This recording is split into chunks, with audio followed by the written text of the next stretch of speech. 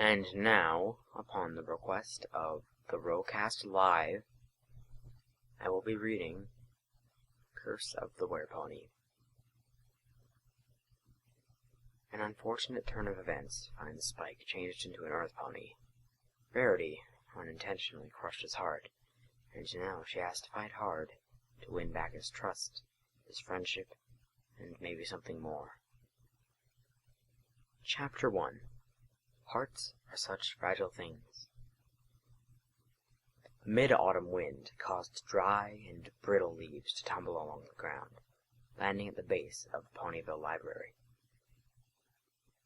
Growing close to the middle of town, the library itself was actually in the middle of a hollowed-out tree, which, through the grace of magic, was still alive and growing.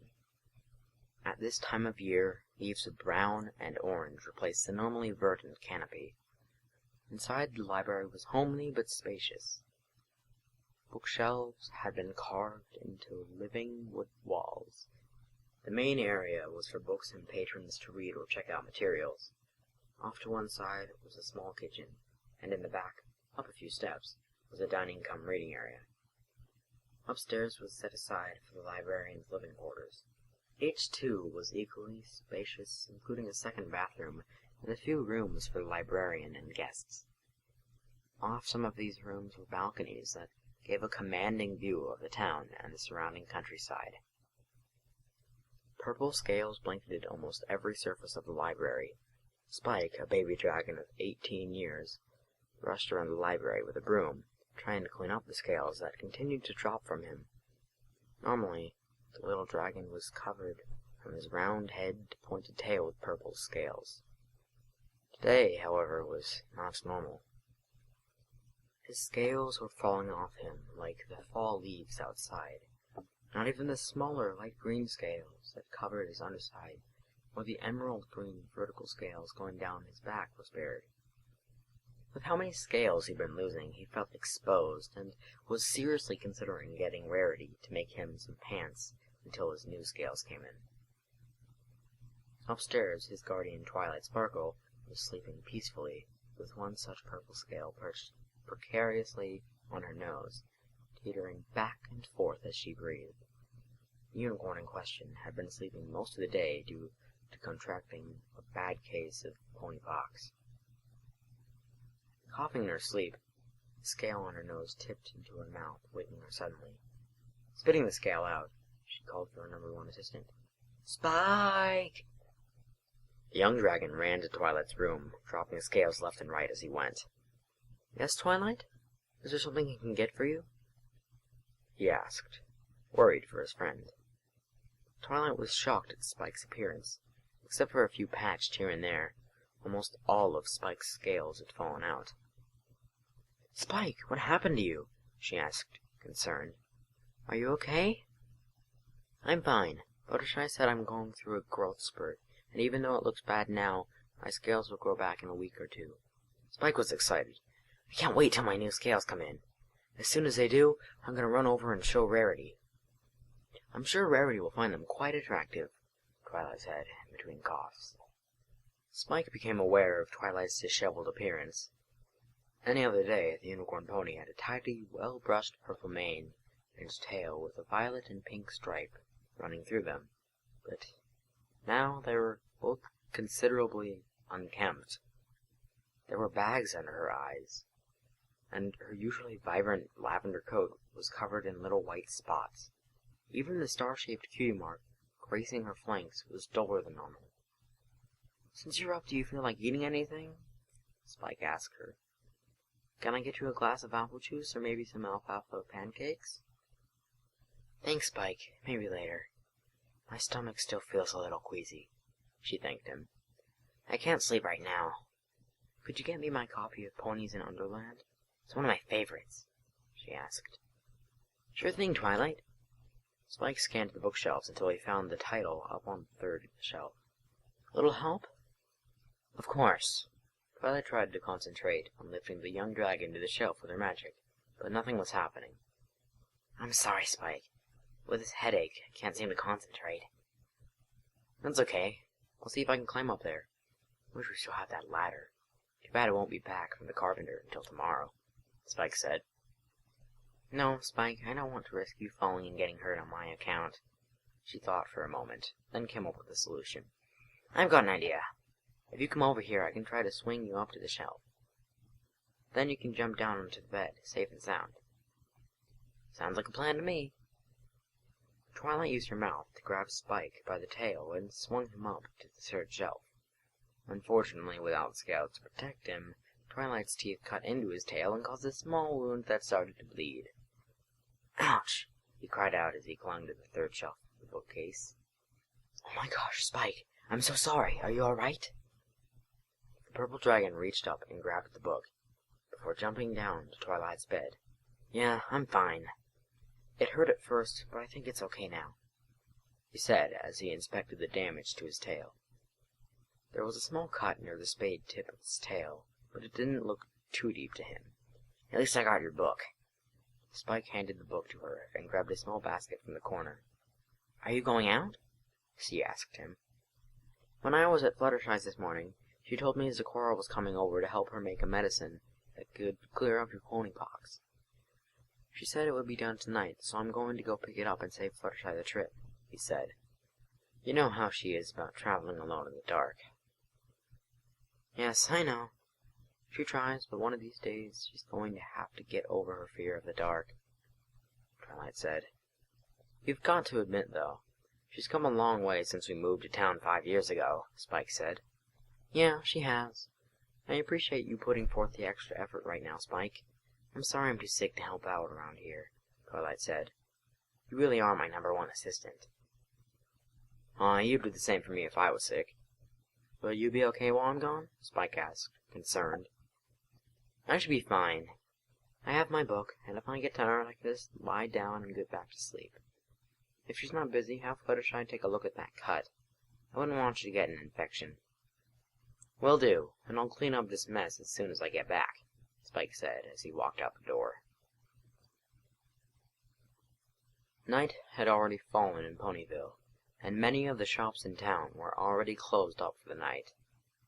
Fluttershy had been worried about Twilight ever since she became sick, and Spike knew, no matter how late it got, Fluttershy would stay up working hard on Twilight's cure. The young dragon was passing between the fountain and the town hall when he started to feel a little strange. Spike felt himself growing dizzy, and used the edge of the founder's fountain to prop himself up. He bent double as a sharp, stabbing pain shot through his stomach. A full harvest moon rose above the horizon, flooding the entire town square with moonlight. As soon as the light touched Spike, he felt incredibly weak. His body convulsed, and he threw up the small snack he had eaten earlier. Falling to the ground, he clutched his stomach as another wave of pain coursed through him. The basket he was carrying rolled off, along with a few scales disturbed by the low wind. For a moment, he thought he may have caught Twilight's illness, but that was impossible since he wasn't a pony. Spike's face contorted in pain. Everything hurt. His head felt like it was going to explode, and every bone in his body felt like it was breaking. His muscles burned, and his joints ached. Spike was in absolute agony. He believed his body was being torn apart, and just when the pain had become too much to bear, he screamed and exploded in a puff of purple smoke and scales. Spike slowly opened his eyes and saw Pinkie Pie standing over him. "Are you okay?" she asked, her brilliant blue eyes radiating concern. "Is that you, Pinkie Pie?" Spike asked. He looked at her through still bleary eyes. For a minute, all he could see was a pink blob, but as they began to clear, he could see her more clearly. Pinkie was not a pony one would call svelte. She was pleasantly plump, but not overly so. Spike had heard stallions around town say she had curves in all the right places. Her mane and tail were almost always curly and bouncy like pink cotton candy. At that moment, however, she had a confused expression on her face. "What happened?" "Do I know you?" she asked. The pink pony gasped in realization. "Are you new to Ponyville?" "You have to be new, because I know all the ponies who live here, and I've never seen you before." If I've never seen you before, then that means you're new, and if you're new, then you probably don't have any friends in town yet. Unless you already know a pony that lives here. Do you know anyone who lives here yet? Pinky, it's me, Spike, he said, trying to stand up. Is Spike your name? We have a baby dragon named Spike that lives in town with my friend Twilight. Have you met Spike and Twilight? I just know they like you because I like you, and I just met you, Pinky said, bouncing around in a circle. What are you talking about, Pinky? It's me, Spike. You know, small purple dragon, breathes fire. Any of this ringing a bell? You can't be the same Spike that lives here. He's a cute little bitsy baby dragon. You're cute, but definitely not a dragon, she said. I think you've been eating way too much cake again, Pinkie Pie. Of course I'm a dragon. Pinkie pulled him over to the nearby fountain and pointed towards the water. Reflected in the water was a strong-looking purple pony.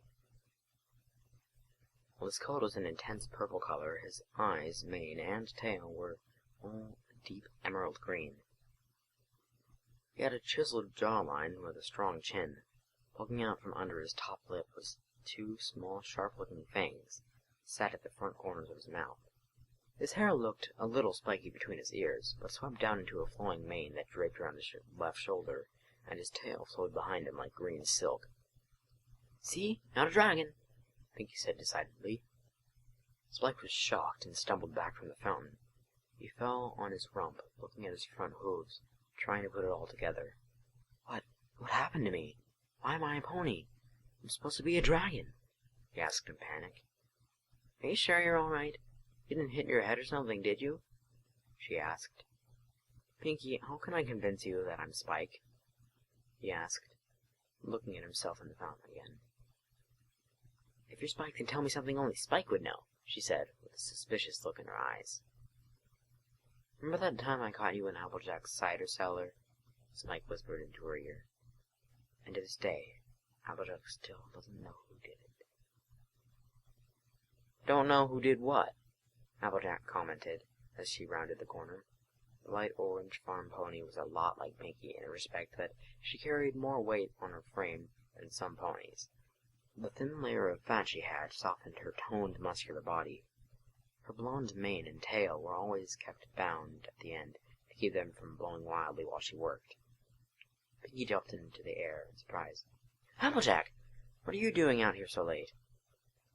I was coming to check on Twilight. Now, what don't I know about my apple selling? I have no idea. Hey, look, something happened to Spike. Nice try, Pinkie, but I don't see Spike anywhere, the light orange farm pony said. I'm not joking. I was closing up the store for the night when I heard a weird noise. I came outside and found Spike like this, she said, trying her hardest to appear genuine. That's a good one, Pinkie Pie. But all I see here is this good-looking pony next to you, Applejack said, smiling. What's your name, handsome? I've ever seen you around these parts before. You into town? My name's Spike. Well, ain't that a coincidence? We got a baby dragon that lives in town here by the same name. She leaned close to Spike.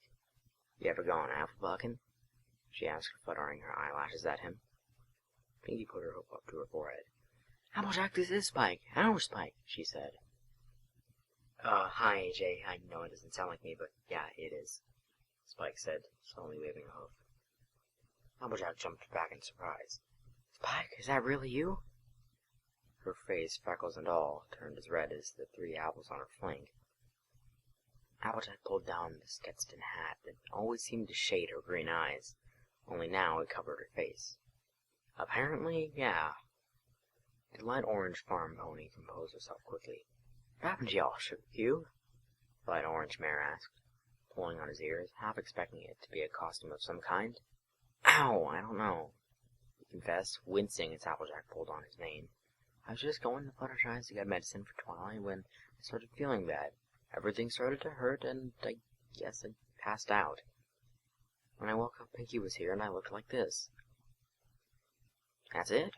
Nothing else happened? She asked, prodding his shoulder with her light orange hoof. Well, I got bit on my tail by Twilight. It wasn't her fault, though. My scales had been shedding, and she didn't know she'd cut me when she swung me up on the bookshelf.